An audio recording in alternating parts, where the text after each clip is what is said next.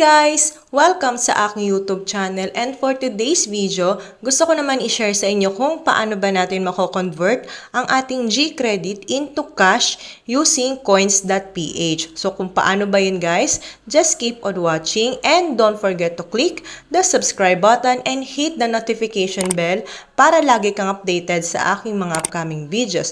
But before that guys, meron akong mga videos about GCash, kung paano ba siya gamitin, at kung ano pa yung mga pwede natin gamitin na mga features ni GCash. Okay, so let's start. First, kailangan i-check muna natin yung ating GCash account. So ngayon guys, meron akong 649 dito sa aking GCash account. Then yung aking G-Credit ay meron akong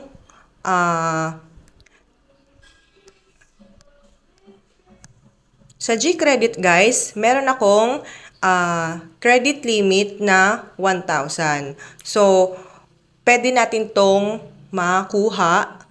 Kasi alam naman natin guys na sa aking last vlog ay si CIMB Bank ay kasama na rin kay G-Credit kung saan ang minimum na pwede nating makuha is 3,000 na. So, ngayon, paano natin makukuha si G-Credit kung ang balance mo na lang dito or kung ang pinaka remaining credit limit mo na lang dito is 1,000 or less than 1,000. Okay guys, so ngayon, tatry na natin siya. First, punta muna tayo sa ating coins.ph. Click lang natin tong dito sa may bandang kanan, yung merong mga shapes. Yan. So, dito guys, makikita nyo dito sa all services, yung cash in, cash out. Yan. So, kung ano-ano pa pwede nating gamitin. So, tingnan natin yung cash in. And then, hanapin lang natin dito sa may bandang baba, sa Remittance Center, yung Palawan Pawn Shop. After that, maglagay na tayo ng amount kung magkano yung ika-cash in natin. So, example is 1,000. So, dito guys,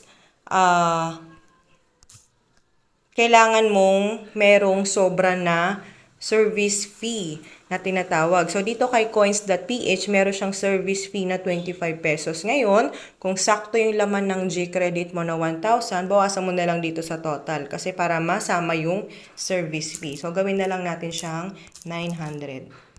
Yan. Okay, so yan, 925. So, dito naman, after nyan, lagay natin yung ating email address. And then, notes, optional lang yan. Then, after that, click natin yung next. So, dito, please confirm. So, i-confirm lang natin yung cash in. Ayan. So, okay na. Ngayon, guys, pwede mo siyang i-withdraw or kunin sa Palawan Pawn Shop mismo. Meron ditong nakalagay na reference number tsaka yung total amount. Pero kung hindi naman, gagamitin natin si G-Credit.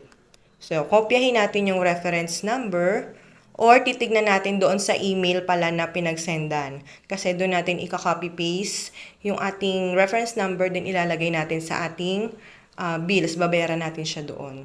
So, yan, copy lang natin. Then, punta tayo dito sa ating GCash. Ilagay natin yung reference. Yung contact number natin sa GCash, 25. Yan, okay. So, yan. After that, 935, kailangan pala isama yung charge din doon sa coins.ph. So, overall, 935. So, nakapapansin nyo, remaining credit limit after this transaction is 75 pesos na lang. Confirm natin.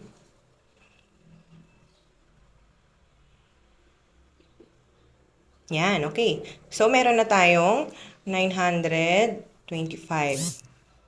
Yan. So, nasa coins.ph na siya, guys. So, babalik tayo sa coins.ph.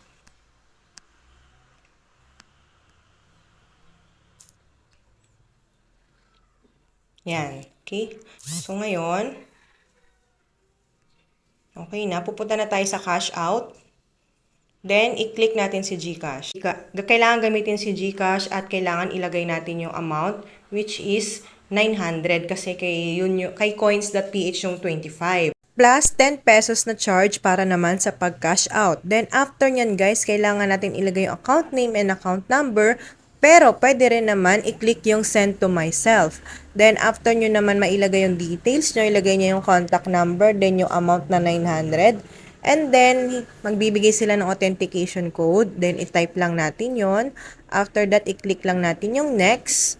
And then, after that, so, nabawas na siya sa ating coins.ph.